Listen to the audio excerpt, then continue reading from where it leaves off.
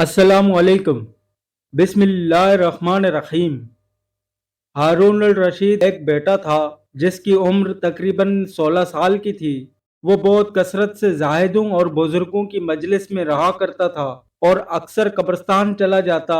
वहां जाकर कहता, तुम लोग हमसे पहले दुनिया में मौजूद थे, दुनिया के मालिक थे, लेकिन इस दुनिया ने तुम्हें इजाजत न दी, हत्ता कि तुम कब्रों में पहुंच गए। काश मुझे किसी तरह खबर होती कि तुम पर क्या गुजर रही है और तुमसे क्या क्या सवाल व जवाब हुए हैं। और अक्सर ये शहर पड़ा करता। मुझे जनाजे हर दिन डराते हैं और मरने वालों पर रोने वालियों की आवाज़ें मुझे गमगीन रखती हैं। एक दिन वो अपने बाप बादशाह की मजलिस में आया। इसके पास वज़रा और अमरा भी सब मौजूद थे और लड़के के बदन पर एक कपड़ा मामूली और सर पर लुंगी बंधी हुई थी। अराकीन सल्तनत आपस में कहने लगे कि इस पागल लड़के की हरकतों ने अमीरुल मोमिनीन को दूसरे बादशाहों की निगाह में जलील कर दिया है। अगर अमीरुल मोमिनीन इसको तनबीह करे तो शायद ये अपनी इस हालत से बाज आ जाए। अमीरुल मोमिनीन ने यह बात सुनकर इससे कहा, बेटा तूने मुझे लोगों की निगाहों में जलील कर रखा है। ये बात सुनकर बाप को तो कोई जवाब नहीं दिया, लेकिन एक परिंदा वहां बैठा था। इसको कहा कि इस जात के वास्ते जिसने तुझे पैदा किया, तू मेरे हाथ पर आकर बैठ जा। वो परिंदा वहां से उड़कर इसके हाथ पर आकर बैठ गया। फिर कहा, अब अपनी जगह चला जा। वो हाथ से उड़कर अपनी जगह चला गया। इसके बाद इसने अर्ज किया कि अब्बा जान, असल में आप दुनिया से जो मोहब्बत कर रहे हैं, इसने मुझे रुस्वा कर रखा है। अब मैंने ये इरादा कर लिया है कि आपसे जुदाई अख्तियार कर लूं। ये कहकर वहां से चल दिया और एक कुरान शरीफ सिर्फ अपने साथ लिया। चलते हुए माँ ने एक बहुत कीमती अंगूठी भी इसको दे दी कि एहतियाज के वक्त इसको फरोख्त करके काम में लाए। वो यहाँ से चलकर बसरा पहुंच गया और मजदूरों में काम करने लगा। हफ्ते में सिर्फ एक दिन हफ्ते को ही मजदूरी करता और 8 दिन तक इस मजदूरी के पैसे खर्च करता और 8वें दिन फिर हफ्ते को मजदूरी कर लेता और एक दरम एक दांक यानी दरहम का छठा हिस्सा मजदूरी कर लेता। इससे कम या ज्यादा न लेता। एक दांक रोजाना खर्च करता। अबू आमर बसरी कहते हैं कि मेरी एक दीवार गिर गई थी। इसको बनवाने के लिए मैं किसी मेमार की तलाश में निकला। किसी ने बताया होगा कि ये शख्स भी तामीर का काम करता है। मैंने देखा कि इनायत खूबसूरत लड़का बैठा है, एक जंबल पास रखी है और कुरान शरीफ देखकर पढ़ रहा है। मैंने इससे पूछा कि ए लड़के, मजदूरी करोगे? कहने लगा, क्यों नहीं करेंगे, मजदूरी के लिए तो पैदा ही हुए हैं। आप बताएं क्या खिदमत मुझसे लेनी है। मैंने कहा, गहारे मिट्टी यानी तामीर का काम लेना है। इसने कहा कि एक दरम और एक धांक मजदूरी होगी और नमाज के औकात में काम नहीं करूँगा, मुझे नमाज के लिए जाना होगा। मैंने इसकी दोनों शर्तें मंजूर कर ली और इसको लाकर काम पर लगा दिया। मगरिब के वक्त जब मैंने देखा तो इसने 10 आदमियों के बकद काम किया। मैंने इसको मजदूरी में 2 दरहम दिए। इसने शर्त से जायद लेने से इनकार कर दिया और एक दरम और एक दांक लेकर चला गया। दूसरे दिन फिर इसकी तलाश में निकला, वो मुझे कहीं नहीं मिला। मैंने लोगों से तहकीक की कि ऐसी ऐसी सूरत का एक लड़का मजदूरी करता है, किसी को मालूम है कि वो कहाँ मिलेगा? लोगों ने बताया कि वो सिर्फ हफ्ता के दिन मजदूरी करता है, इससे पहले तुम्हें कहीं नहीं मिलेगा। मुझे इसके काम को देखकर ऐसी रग़बत हुई कि मैंने 8 दिन तक तामीर बंद कर दी और हफ्ते के दिन इसकी तलाश में निकला। वो इसी तरह बैठा कुरान शरीफ पढ़ता हुआ मिला। मैंने सलाम किया और मजदूरी करने को पूछा। इसने वही पहले दोनों शर्तें बयान की। मैंने मंजूर कर ली। वो मेरे साथ आकर काम में लग गया। मुझे इस पर हैरत हो रही थी कि पिछले हफ्ता के दिन को इसने अकेले 10 आदमियों का काम किस तरह कर लिया। इसलिए मैंने इसी तरह छुप कर कि वो मुझे न देखे इसके काम करने का तरीका देखा, तो ये मंजर देखा कि वो हाथ में गारा लेकर दीवार पर डालता है और पत्थर अपने आप ही एक दूसरे से जुड़ जाते हैं। मुझे यकीन हो गया कि ये कोई अल्लाह का वली है اور اللہ کے اولیاء کی غیب سے مدد ہوتی ہے۔ جب شام ہوئی تو میں نے اس کو 3 درم دینا چاہے، لیکن اس نے انکار کر دیا کہ میں اتنے درم کا کیا کروں گا، اور 1 درم اور 1 ڈانک لے کر چلا گیا۔ میں نے 1 ہفتہ پھر انتظار کیا اور تیسرے ہفتے کو میں پھر اس کی تلاش میں نکلا، مگر وہ مجھے نہ ملا۔ میں نے لوگوں سے تحقیق کی تو ایک شخص نے بتایا کہ وہ 3 دن سے بیمار ہے، فلاں ویرانہ جنگل میں پڑا ہے۔ میں نے ایک شخص کو اجرت دے کر اس پر راضی کیا کہ وہ مجھے اس جنگل میں پہنچا دے۔ وہ مجھے ساتھ لے کر اس جنگل ویران میں پہنچا تو میں نے دیکھا کہ وہ بے ہوش پڑا ہے، آدھی اینٹ کا ٹکڑا سر کے نیچے رکھا ہوا ہے۔ میں نے اس کو سلام کیا، اس نے جواب نہ دیا۔ میں نے دوسری مرتبہ سلام کیا تو اس نے آنکھ کھولی اور مجھے پہچان لیا۔ میں نے جلدی سے اس کا سر اینٹ پر سے اٹھا کر اپنی گود میں رکھ لیا۔ اس نے سر ہٹا لیا اور کہا، میرے دوست، دنیا کی نعمتوں سے دھوکے میں نہ پڑ۔ عمر ختم ہوتی جا رہی ہے اور نعمتیں سب ختم ہو جائیں گی۔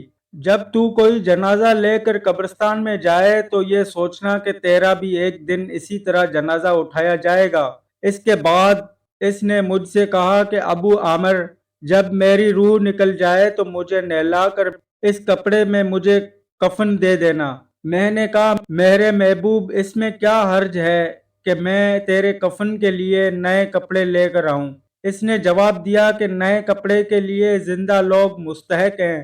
یہ جواب حضرت ابوبکر صدیق رضی اللہ تعالیٰ عنہ کا جواب ہے۔ انہوں نے بھی اپنے وصال کے وقت یہی فرمائش کی تھی کہ میری انہی چادروں میں کفن دے دینا، اور جب ان سے نئے کپڑے کی اجازت چاہی گئی تو انہوں نے یہی جواب دیا تھا۔ لڑکے نے کہا، کفن تو پرانا ہو یا نیا، بہرحال بوسیدہ ہو جائے گا۔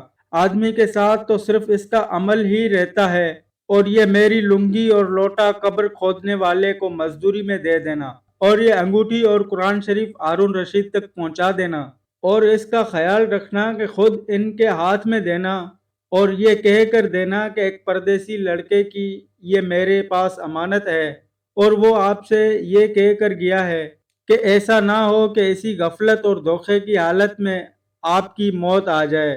یہ کہہ کر اس کی روح نکل گئی۔ اس وقت مجھے معلوم ہوا کہ یہ لڑکا شہزادہ تھا۔ اس کے انتقال کے بعد اس کی وصیت کے موافق میں نے اس کو دفن کر دیا اور دونوں چیزیں گورکن کو دے دی، اور قرآن پاک اور انگوٹھی لے کر بغداد پہنچا، اور قصر شاہی کے قریب پہنچا تو بادشاہ کی سواری نکل رہی تھی۔ میں ایک اونچی جگہ پر کھڑا ہو گیا۔ اول ایک بہت بڑا لشکر نکلا جس میں تقریباً 1000 گھڑ سوار تھے۔ اسی طرح یک کے بعد دیگر 10 لشکر نکلے۔ 10ویں جتے میں خود امیر المومنین بھی تھے۔ میں نے زور سے آواز دے کر کہا، اے امیر المومنین، آپ کو حضور اقدس کی قربت داری کا واسطہ، ذرا سا توقف کر لیجئے۔ میری آواز پر انہوں نے مجھے دیکھا تو میں نے جلدی سے آگے بڑھ کر کہا کہ میرے پاس ایک پردیسی لڑکے کی یہ امانت ہے جس نے مجھے یہ وصیت کی تھی کہ یہ دونوں چیزیں آپ تک پہنچا دوں۔ بادشاہ نے ان کو دیکھ کر پہچان لیا۔ تھوڑی دیر سر جھکا کر ان کی آنکھوں میں آنسو جاری ہو گئے، اور ایک دربان سے کہا کہ اس آدمی کو اپنے پاس رکھو، جب میں واپسی پر بلاؤں تو میرے پاس پہنچا دینا۔ جب ہارون رشید باہر سے مکان پر واپسی پر پہنچے تو محل کے پردے گروا کر دربان سے فرمایا، اس شخص کو بلا کر لاؤ، اگرچہ وہ میرا غم تازہ ہی کرے گا۔ دربان میرے پاس آیا اور کہنے لگا کہ امیر المومنین نے بلایا ہے، اور اس کا خیال رکھنا کہ امیر پر صدمہ کا بہت اثر ہے۔ اگر تم 10 باتیں کرنا چاہتے ہو تو 5 ہی پر اکتفا کرنا۔ یہ کہہ کر وہ مجھے امیر کے پاس لے گیا۔ اس وقت امیر بالکل تنہا بیٹھے تھے۔ مجھ سے فرمایا کہ میرے قریب آ جاؤ۔ میں قریب جا کر بیٹھ گیا۔ کہنے لگے، تم میرے اس بیٹے کو جانتے ہو؟ میں نے کہا، جی ہاں جانتا ہوں۔ کہنے لگے، وہ کیا کام کرتا تھا؟ میں نے کہا، گارے مٹی کی مزدوری کرتے تھے۔ کہنے لگے، تم نے بھی مزدوری پر کوئی کام اس سے کرایا تھا؟ میں نے کہا، کرایا ہے۔ کہنے لگے کہ تم کو اس کا خیال نہ آیا کہ اس کی نبی اکرم صلی اللہ علیہ وسلم سے قربت تھی؟ کہ یہ حضور صلی اللہ علیہ وسلم کے چچا حضرت عباس کی اولاد ہیں۔ میں نے کہا امیر المومنین، پہلے اللہ جل شانہ سے معذرت چاہتا ہوں، اس کے بعد آپ سے گزر خواہ ہوں۔ مجھے اس وقت اس کا علم ہی نہ تھا کہ یہ کون ہے۔ مجھے ان کے انتقال کے وقت ان کا حال معلوم ہوا۔ کہنے لگے کہ تم نے اپنے ہاتھوں سے اس کو غسل دیا؟ میں نے کہا جی ہاں۔ کہنے لگے اپنا ہاتھ لاؤ۔ میرا ہاتھ لے کر اپنے سینے پر رکھ دیا اور چند شعر پڑھے جن کا ترجمہ یہ ہے: اے وہ مسافر جس پر میرا دل پگھل رہا ہے اور میری آنکھیں اس پر آنسو بہا رہی ہیں، اے وہ شخص جس کا مکان قبر دور ہے لیکن اس کا غم میرے قریب ہے۔ بے شک موت ہر اچھے سے اچھے عیش کو مقرر کر دیتی ہے۔ وہ مسافر ایک چاند کا ٹکڑا تھا، یعنی اس کا چہرہ جو خالص چاندی کی ٹہنی پر تھا، یعنی اس کے بدن پر۔ پس چاند کا ٹکڑا بھی قبر میں پہنچ گیا اور وہ چاندی کی ٹہنی بھی قبر میں پہنچ گئی۔ اس کے بعد ہارون رشید نے بصرہ اس کے قبرستان پر جانے کا ارادہ کیا۔ ابو عامر ساتھ تھے۔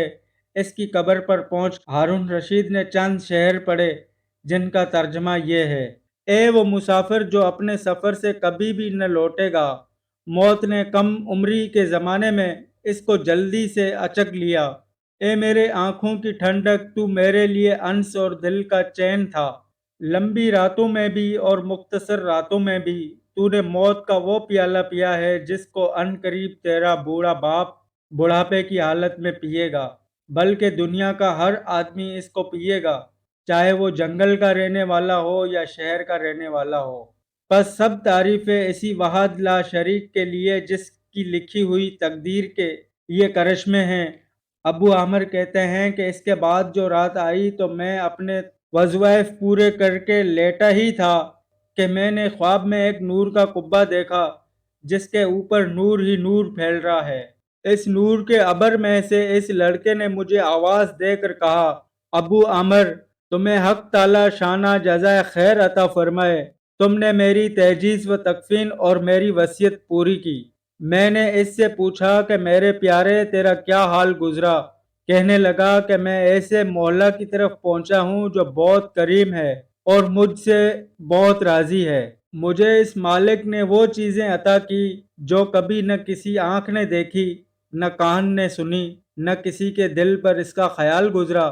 حضرت عبداللہ بن مسعود رضی اللہ تعالیٰ عنہ فرماتے ہیں، تورات میں لکھا ہے حق تعالی شانہ جن لوگوں کے لیے جن کے پہلو رات کے خواب گاہوں سے دور رہتے ہیں، یعنی تہجد گزاروں کے لیے وہ چیز تیار کر رکھی ہے جن کو نہ کسی آنکھ نے دیکھا، نہ کان نے سنا، نہ کسی آدمی کے دل پر اس کا خیال گزرا، نہ ان کو کوئی مقرب فرشتہ جانتا ہے، نہ کوئی نبی رسول جانتا ہے۔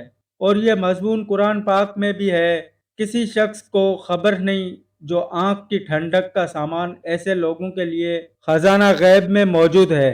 اس کے بعد اس لڑکے نے کہا: حق تعالی شانہ نے قسم کھا کر فرمایا ہے کہ جو بھی دنیا سے اس طرح نکل آئے جیسا میں نکل آیا، اس کے لیے یہی اعزاز و کرام ہے جو میرے لیے ہوئے۔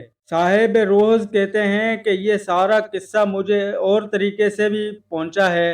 اس میں یہ بھی ہے کہ کسی شخص نے ہارون رشید سے اس لڑکے کے متعلق سوال کیا تو انہوں نے بتایا کہ میرے بادشاہ ہونے سے پہلے یہ لڑکا پیدا ہوا تھا، بہت اچھی تربیت پائی تھی، قرآن پاک بھی پڑھا تھا اور علوم بھی پڑھے تھے۔ جب میں بادشاہ بن گیا تو یہ مجھے چھوڑ کر چلا گیا تھا، میری دنیا سے اس نے کوئی راحت نہ اٹھائی۔ چلتے وقت میں نے ہی اس کی ماں سے کہا تھا کہ اس کو یہ انگوٹھی دے دے۔ یہ انگوٹھی بہت زیادہ قیمتی تھی مگر وہ اس کو بھی کام میں نہ لایا، مرتے وقت واپس کر گیا۔ یہ لڑکا اپنی والدہ کا بڑا فرما بردار تھا۔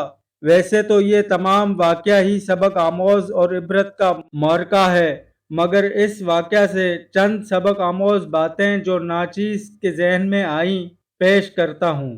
پہلی بات، شہزادے کو اللہ تعالیٰ نے بڑے انعامات سے نوازا تھا۔ یہ انعام خداوندی ہی تھا کہ انہوں نے شاہی محل پر بیٹھے ہوئے جانور سے کہا کہ خدا کے حکم سے میرے ہاتھ پر آ کے بیٹھ جا۔ وہ آ کر بیٹھ گیا۔ اس سے معلوم ہوا کہ یہ اللہ تعالیٰ کے خاص بندوں میں سے تھے اور انہوں نے اپنی نفسانی خواہش کو خیرآباد کے رکھا تھا، جس کی وجہ سے جانور بھی ان کے تابع حکم ہو جاتے تھے۔ چنانچہ اس کی زندہ مثال ان کا یہ واقعہ ہے کہ جب یہ کمبل کا کرتا اور لنگی سر پر باندھے ہوئے دربار شاہی میں داخل ہوئے تو تمام حاضرین نے نظر حقارت سے دیکھا۔ باپ نے نصیحت کی اور کہا، تو نے ایسے ایسے لباس پہن کر میری رسوائی اور جگ ہنسائی کر رکھی ہے۔ میرے پاس اعلیٰ سے اعلیٰ کپڑے ہیں، وہ تیرے لیے نہیں تو کس کے لیے ہیں؟ شہزادے نے باپ کو ایسا حیران کن جواب دیا کہ لوگ منہ تکتے رہ گئے کہ مجھ سے دنیا دار نفرت کرتے ہیں، لیکن آپ کی طرف تو کوئی جانور بھی توجہ نہیں کرتے۔ سچ ہے حضور سرور کائنات صلی اللہ علیہ وسلم کا فرمان، جو اللہ کا ہو جاتا ہے اللہ اس کا ہو جاتا ہے۔ اس لیے سمجھدار انسان وہ ہے جو دنیا کی چند روزہ زندگی میں پھنس کر آخرت کو نہ بلائے۔ اس واقعہ میں ہمارے لیے بڑا سبق یہ ہے کہ انسان کو اللہ تعالیٰ سے تعلق رکھنا چاہیے اور یہ خیال نہ کرنا چاہیے کہ دنیا والے اچھا کہتے ہیں یا برا۔ دوسری بات یہی وجہ ہے کہ انہوں نے دنیا کی بادشاہت کو لات مار کر باطنی حکومت اختیار فرمائی اور محنت و مزدوری کر کے گزر سفر کرنے کو ترجیح دی، جیسا کہ ابو عامر بصری نے ان کا واقعہ تفصیل سے بیان فرمایا ہے۔ اس واقعہ میں کئی باتیں سبق آموز ہیں۔ ابو عامر نے پوچھا، کیا آپ مزدوری کریں گے؟ تو انہوں نے کتنا دانشمندانہ جواب دیا، ہم تو کام کرنے کے لیے پیدا ہوئے ہیں۔ یعنی اللہ تعالیٰ نے بیکار پیدا نہیں فرمایا۔ یہ نہیں کہ آدمی دوسرے پر بوجھ بن جائے، بلکہ دوسرے کا بوجھ ہلکا کرے۔ چنانچہ انہوں نے 2 شرطوں پر ابو عامر سے مزدوری کرنا طے کیا۔ پہلی شرط، نماز کے وقت کام چھوڑ کر چلا جاؤں گا۔ دوسری شرط، طے شدہ مزدوری سے کم نہ لوں گا نہ زیادہ۔ ان دونوں شرطوں پر مسلمان غور کرے۔ کتنے مسلمان ہیں جو وقت پر نماز پڑھتے ہیں؟ پھر مزدوری پیشہ حضرات غور کریں کہ نماز پڑھنا تو بہت بڑی بات ہے، نماز کے تصور سے ذہن ہی خالی ہے۔ کم اللہ کے بندے ایسے ہوتے ہیں جو نماز کا خیال رکھتے ہیں۔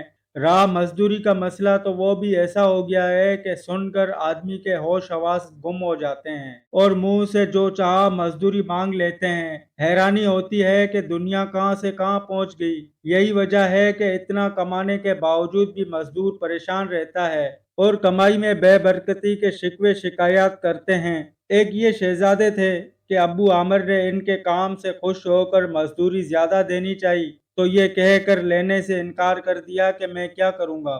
پھر ہفتہ میں صرف 1 دن کام کرتے تھے، جو 6 دن یاد خدا میں صرف کرتے تھے۔ آج کی دنیا میں ایسی مثال تلاش سے بھی شاید ہی مل سکے۔ کاش مسلمان پکے نمازی بن جائیں، سچ بولنے کو اپنا شیوا بنائیں اور خدا کی یاد سے غافل نہ ہوں، دیانت و امانت سے کام کریں تاکہ برکت اور امن و سکون سے زندگی گزارے۔ تیسری بات، شہزادہ سکرات موت میں مبتلا ہے۔ ایسی حالت میں ابو عامر مزاج پرستی کے لیے جاتے ہیں تو دیکھتے ہیں کہ ایک کچی اینٹ پر ان کا سر رکھا ہوا ہے، گویا تکیہ کے بجائے سرانے اینٹ پر رکھی ہوئی ہے۔ ابو عامر نے ان کا سر اپنی ران پر رکھا تو آنکھ کھول کر منع کر دیا اور کہا، میرا سر اینٹ پر ہی رکھ دو۔ اس حالت میں بھی ابو عامر کو ایسی زرعی نصیحت کی کہ اگر مسلمان اس کو پیش نظر رکھیں تو کبھی دنیا میں اور یاد خدا سے غافل نہ ہو۔ نصیحت میں فرمایا، اے میرے دوست، دنیا کی لذتوں کو دیکھ کر دھوکہ نہ کھانا، کیونکہ یہ عمر ایک دن ختم ہو جانی ہے اور دنیا کی نعمتیں یہیں رہ جائیں گی۔ پھر فرمایا، جب تو کسی جنازے کے ساتھ قبرستان جائے تو یہ خیال کر کہ ایک دن مر کر تو بھی قبرستان اس طرح لے جایا جائے گا۔ چوتھی بات، وصیت میں یہ فرمایا کہ جب میرا انتقال ہو جائے تو مجھے غسل دے کر میرے جسم کے پرانے کپڑوں کا کفن دے کر دفن کر دینا، کیونکہ قبر میں کفن ایک دن ختم ہو جائے گا۔ قبر میں میت کے کام آنے والی چیز اس کے نیک اعمال ہیں، جیسا کہ حضرت ابوبکر صدیق رضی اللہ تعالی عنہ نے اپنی وفات کے وقت اپنی بیٹی حضرت عائشہ صدیقہ سے دریافت فرمایا تھا کہ رسول اللہ صلی اللہ علیہ وسلم کو کتنے کپڑوں میں کفنایا گیا تھا، تو انہوں نے جواب دیا 3 کپڑوں میں۔ حضرت ابوبکر صدیق رضی اللہ تعالی عنہ اس وقت 2 پھٹے پرانے کپڑے پہنے ہوئے تھے۔ ان کی طرف اشارہ کر کے فرمایا، तो बस मेरे जिस्म के इन दोनों कपड़ों के साथ तीसरा कपड़ा बाजार से खरीद कर मुझको कफन दे देना। ये सुनकर आयशा सिद्दीका ने कहा, अब्बा जान हम तीनों नए कपड़े बाजार से खरीद सकते हैं। तो हजरत अबू बकर सिद्दीक रजी अल्लाह ताला अन्हा ने जवाब दिया, बेटी नए कपड़ों के जिंदा लोग बनिस्बत मुर्दों के ज्यादा मुस्तहक हैं। मोहतरम कारीन गौर करें, शहजादा हारून रशीद और सिद्दीक अकबर की वसीयत में कितनी मुमासलत है। अल्लाह वालों के काम रज़ाए मौला के लिए होते हैं। इस वाक़या में समझदार आदमी के लिए बड़ी सबक आमोज़ बातें हैं। अगर आपको ये वीडियो अच्छी लगी तो सब्सक्राइब ज़रूर करें, इससे हमारी हौसला अफजाई होगी और हम इस तरह की नई नई वीडियो आपकी खिदमत में पेश करते रहेंगे कि बहुत जल्द किसी नई वीडियो के साथ हाजिर होते हैं। अल्लाह हाफिज़।